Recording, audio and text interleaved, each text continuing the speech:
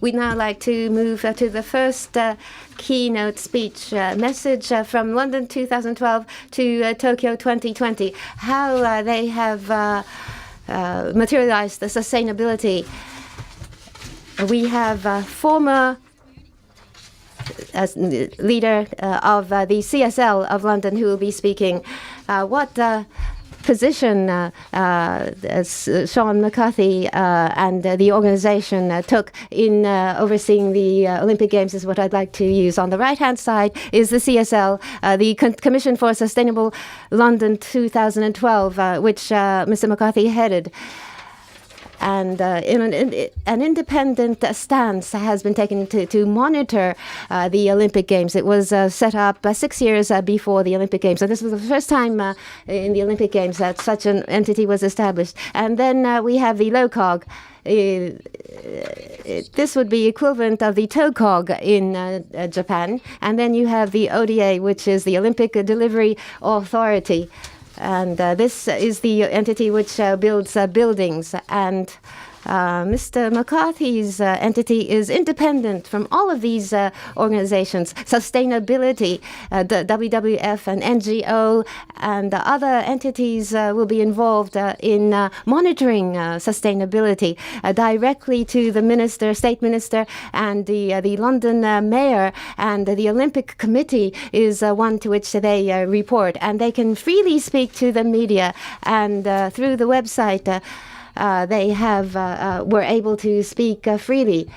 The most sustainable Olympic Games, that is how the Olympic Games were evaluated. Where is the key to this? Where is the secret to this? Let us hear about that. So let us have Mr. McCarthy at the podium.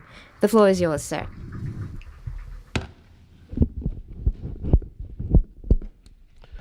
Good afternoon, everybody. I hate standing behind a lectern. So, and then I was told I couldn't get a lapel mic, so I get the Rockstar microphone instead.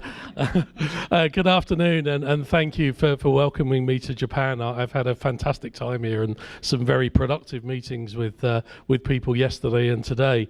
A brief introduction to myself. I do a portfolio of things around sustainability. I own a small company called Action Sustainability, and that's an advisory consultancy company in sustainability and supply chains.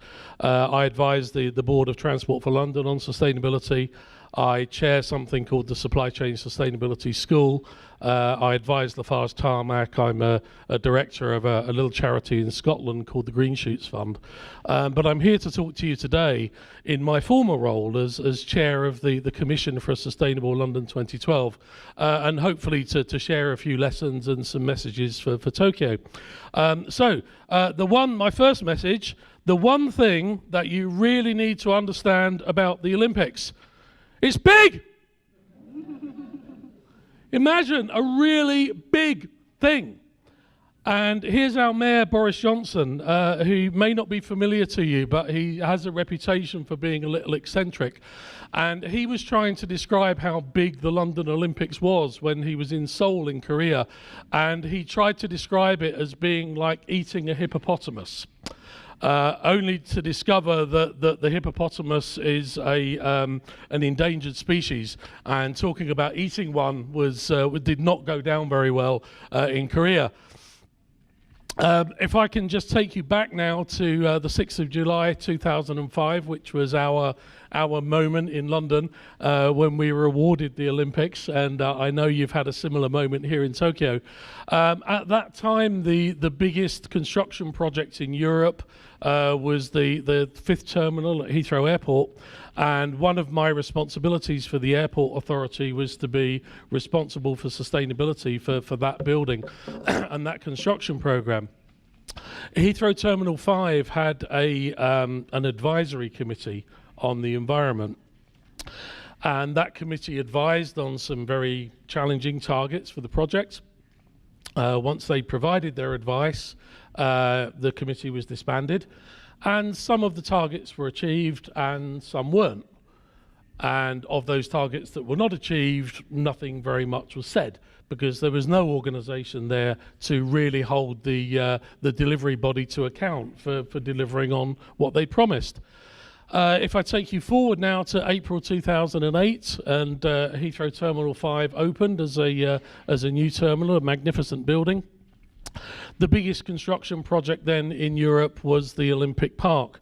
So I was very determined to kind of move the agenda on from Terminal 5 to actually creating a body that really has some teeth and some power and is able to really hold the delivery bodies to account for delivering on sustainability. So I was very, very proud when I was appointed by Mayor Ken Livingstone at the time in 2007 as chair of the Commission for a Sustainable London 2012. So I was so proud. I learned everything I needed to learn about sustainability. I was ready for the media. I was ready for the public. I was ready for this role. So what were the main things that the great British public asked me about the Olympics? 3 things. Number 1, can you get me any tickets? No! I applied for loads of tickets. I got 2 tickets for the trampolining. Don't laugh, it was quite good. Number 2, we had a spoof TV programme in the UK on the BBC called 2012, and people used to ask me if it's really like this comedy programme on the TV, and yes, it was. Basically, there was a comedy sketch when they were talking about building a wind turbine on the Olympic Park, and they were having a conversation on the TV show about, well, what happens if it's not windy? The wind turbine won't go round and that won't look good during the games. So can't we put an electric motor in it to make it go round when it's not windy? Did that conversation really take place on the Olympics? Yeah, actually it did. And then the third question was, what's it like working for Mayor Boris Johnson? Because as it was explained, my role reported directly to the Mayor and to the Secretary of State. And as you can see from some of these photographs, he does have a reputation for being a little eccentric. It was an interesting experience because he's a very intelligent man, but he's got a mind like a butterfly. That kind of floats around and then suddenly it rests upon you. And one day he asked me all about cars. And the question was, will we have electric cars for the Olympics? And the answer was actually quite a complex one. To say, well, the whole deal with the Olympics is to do with sponsorship, and to get this sort of brand recognition you see here from BMW, BMW will provide 4,000 cars for the Olympic fleet for free, and also write out a very large check for the sponsorship value. Nissan offered electric cars. They offered half the fleet, 2,000 electric cars. But when we started to ask Nissan, well, where do you plug in 2,000 electric cars? At the time, the car was still a prototype. It wasn't even in production.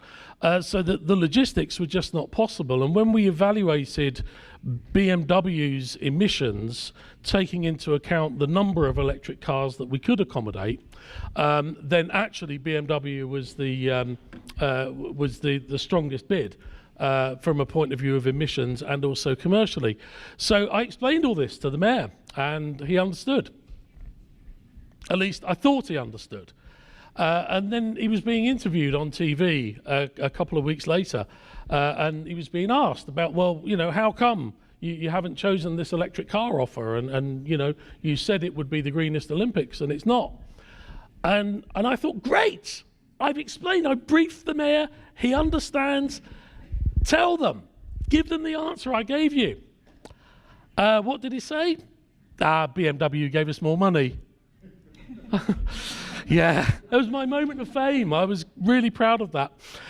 Here's the purpose statement for the commission that we spoke about. There are 3 very important words in here, which I can't read because they're in Japanese. No, the important words are independent. So we were an official body, but we were an independent body. The other important word is assurance and commentary. So we were able not only to say, you promised to deliver this and we don't think you have the resources, you need to do some things in order to deliver. We were also able to say, you've made some promises, but actually they're not good enough. And we have some evidence to suggest that you can do better. Or indeed, we have evidence to suggest that there are some things missing and there are elements of the plan that are not there. And then the final important word is legacy. London 2012, in the words of Mayor Ken Livingstone when I was appointed, was a regeneration project interrupted by 6 weeks of sport. It was all about regenerating a very poor part of East London. So there was a real mission to deliver a legacy from the Games afterwards. The Commission was very busy. The website address is here. We produced a number of reports, an annual review each year, and a number of thematic reviews on individual subjects such as carbon emissions, waste, skills and employment, etc. So all of those reviews are still available. The legacy of the Commission lives on. It's available on the website. So what were the critical success factors for delivering a sustainable London 2012? First of all, having some really good ground rules. At a very early stage, certainly within a year of winning the bid, there was a very clear, targeted sustainability plan that actually started to say, this is what we are going to deliver in detail, this is what we expect our supply chain to do, and this is how we will measure and understand what we have delivered. So very important to have some ground rules. This is the Velodrome in London 2012, a magnificent building in my opinion, and a great example of applying those rules. The designers came up with a design originally that was £40 million over budget, and they were told to go away and do it again. And their first response was, well, you need to relax the sustainability requirements. The answer from the ODA was no. You accepted the contract. You know what the budget is, go away and deliver a sustainable building within budget. And they did. They completely transformed the design of the building. They used a cable-supported roof, which had only been done in South Africa before, and replaced the original steel design roof. So by setting targets and sticking to them and being a very unreasonable client, that drove innovation. And the designers needed to innovate to produce sustainable buildings. Leadership and accountability is also very important. These are 4 people responsible for leading the Games. I had access to any one of these people at any time, and they were completely committed to the sustainability agenda for the Olympics. Can it help your career? Yes, I think it can. This is a statement from Paul Dayton, who was the chief executive of LOCOG, the London Organising Committee, very focused on procurement. Everything will be delivered through a supply chain, and getting the right rules for procurement is very important. Did it help Paul's career? Yes, it did actually. Here's Lord Dayton now taking his seat in the House of Lords after the Olympics, so it can be good for your career as well. Very, very important to measure what you do. Here are some small examples of measures. That there were hundreds of different ways of measuring sustainability in the Games. What gets measured gets done. So very, very important to measure the results. And measurement is not just about numbers. This is a before and after picture. The picture here on the left is a refrigerator mounting in East London. Used refrigerators, nobody knew, they had HFCs in, nobody knew what to do with them. They were removed, they were degassed, they were recycled in an appropriate way. And the scene that you have on the right hand side was the scene during the Games. A very pleasant waterfront environment, and the building that you see is the water polo arena, which was actually a temporary building. So very important to only build permanent buildings when you have a legacy use for them. Energy. A a variety of issues related to energy infrastructure.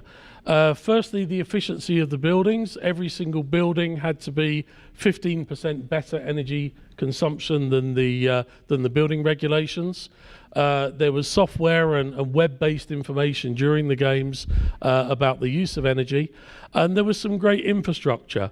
So we had tri-generation, combined heat and power, and also this plant on the left-hand side is something called a membrane bioreactor, which takes some of London's sewage and turns it into fresh water.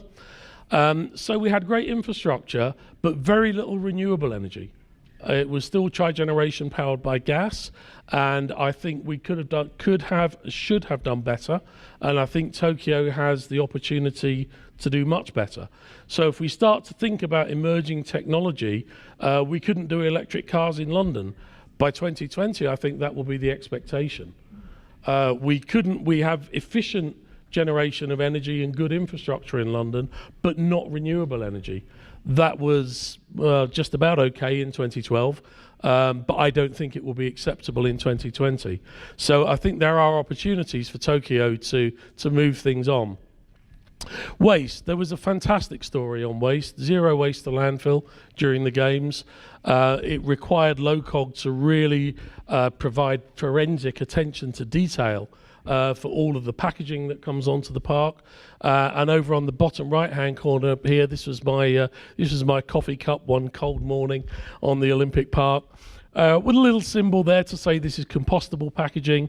It's coloured orange, so it goes in the orange colour Coca-Cola sponsored bin, in the orange colour bin bag that goes away on the orange lorry to the place where all the orange stuff goes. This building on the bottom left-hand corner is the BBC Outside Broadcast Centre. It's made of shipping containers.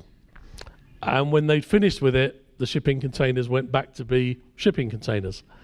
And the top right-hand corner, this is a great example of innovation at the shooting venue. Assistance dogs, like guide dogs for the blind, were allowed onto the park. And there had to be a place for those dogs to go to the toilet. And the result of that need to be disposed of somewhere. So the team got a big plastic bin and got some worms to eat the dog mess. And then the mess from the worms is actually very good fertilizer for your garden. So they called it a dog poo wormery. I'm not sure how that translates through our interpreters, but a great example of innovation. Food. Massive issue for the Olympics. I went to the Olympics in Beijing, and all of the food outlets were state-run. They all had exactly the same 10 things on the menu, and they were all terrible. The only alternative was McDonald's. Never in my life have I been so relieved to see a McDonald's as I was in Beijing. So there was a food charter established for the caterers for the Olympics, with a great variety of food, healthy food, sustainable food, locally produced food. Very, very important sustainability issue for me. There were a number of other successes. Logistics in the top left-hand corner here. UPS did a fantastic job of sustainable logistics, using electric vehicles at night, using water transport wherever possible.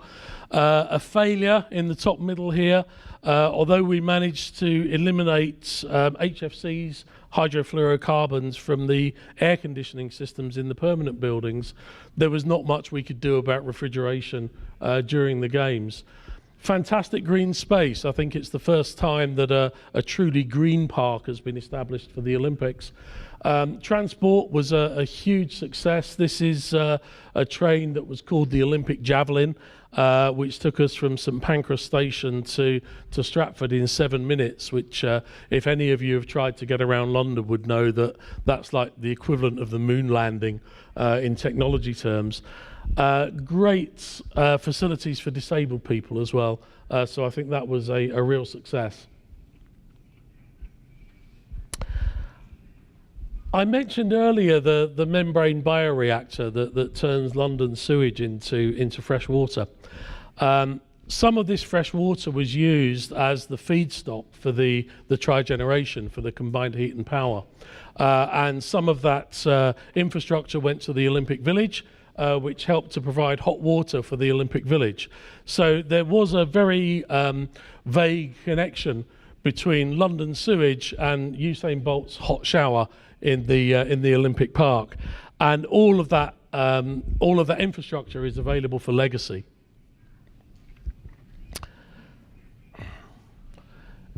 It is possible to be sustainable and inspirational. One of the promises made at a very early stage in London 2012 was to deliver a low-carbon Olympic torch and a low-carbon Olympic flame. The Olympic torch was a failure. EDF were the energy sponsors of the Games. They tried very hard from 2009 to deliver a low-carbon Olympic flame, and they failed. And they got really upset when I criticised them, because they said, well, we've been working really hard since 2009. Why are you criticising us?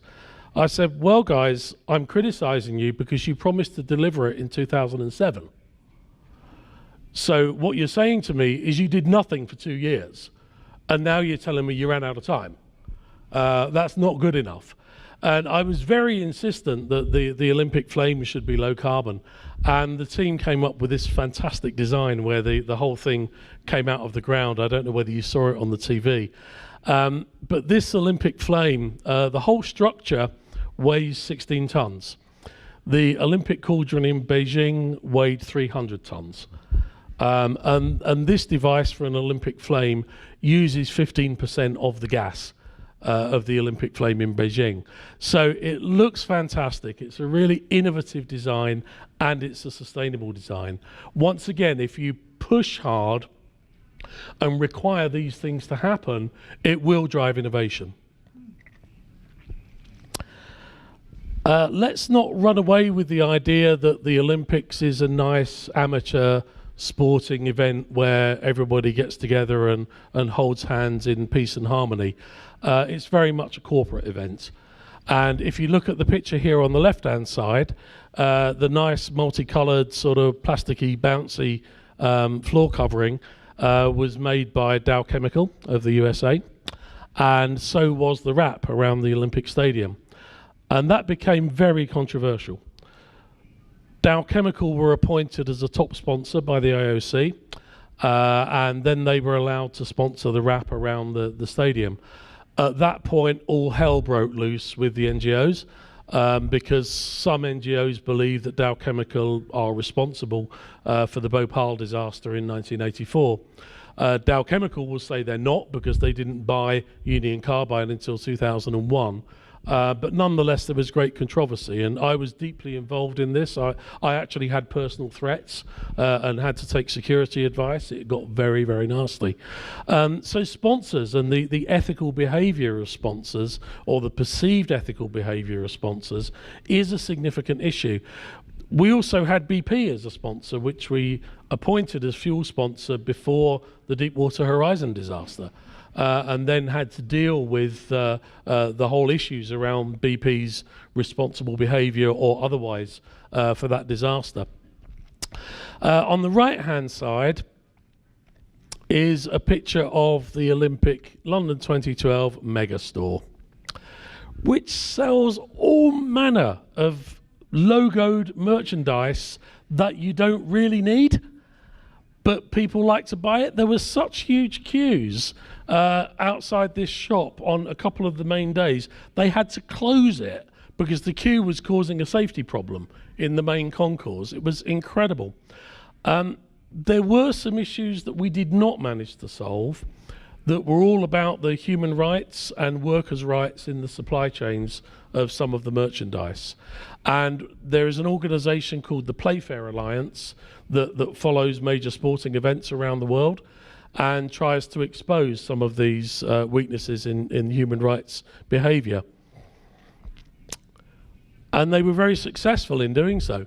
They put undercover workers into 2 factories in China that were making Olympic merchandise, and they found breaches of all 10 principles of the Ethical Trade Initiative Base Code in both factories.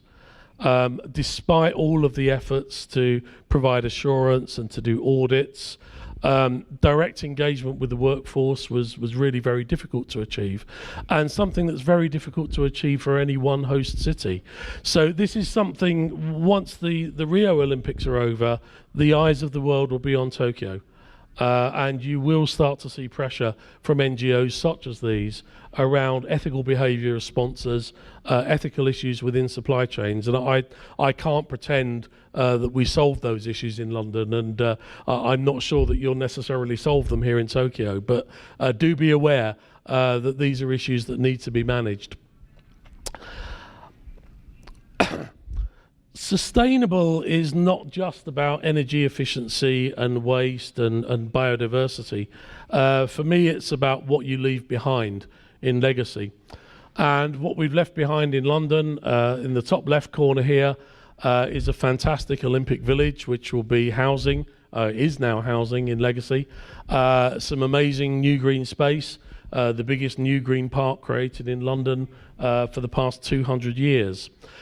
But much more importantly, we've started to transform East London into a place where people want to live and to work and to bring up their children, rather than traditionally East London was a stopping off place for immigration. The UK's economy depends very much on immigration.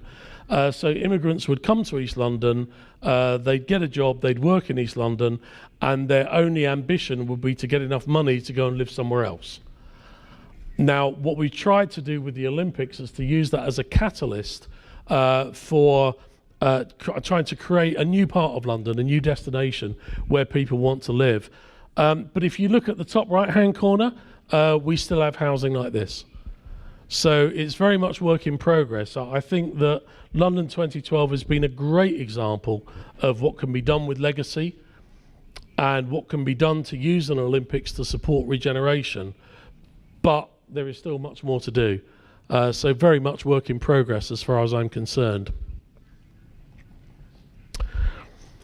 Sustainable legacy is not just about buildings and communities. It gets more complicated, doesn't it?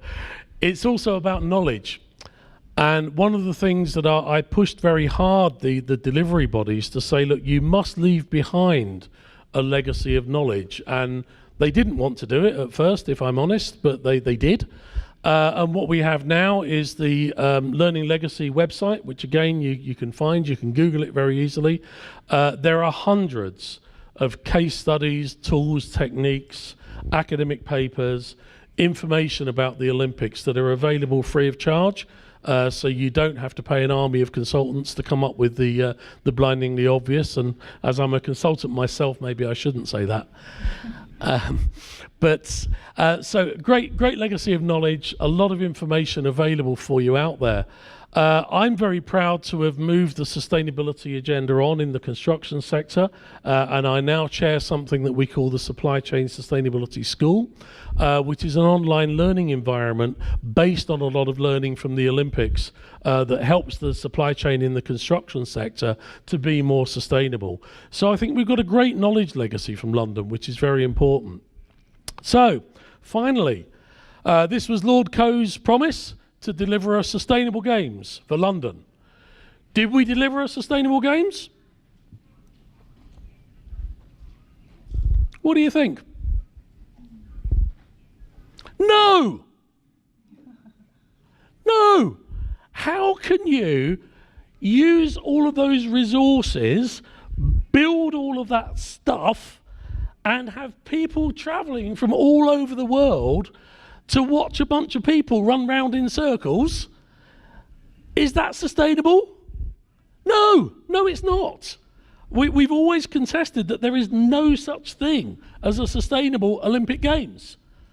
So only if we can influence in a wider context can we really truly call the Games sustainable.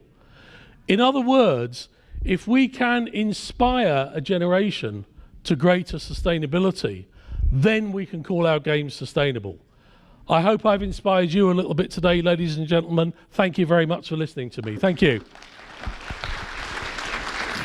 Thank you very much. ありがとうございました。非常 Thank you very much. I was greatly impressed by that speech. If you keep on pushing innovation materializes, we hope to leverage that in our work. I'm sure you have many questions. We have put in your hands question sheets, so please write down your questions, and during break, if you could pass them on to us in the lobby, we will take them up.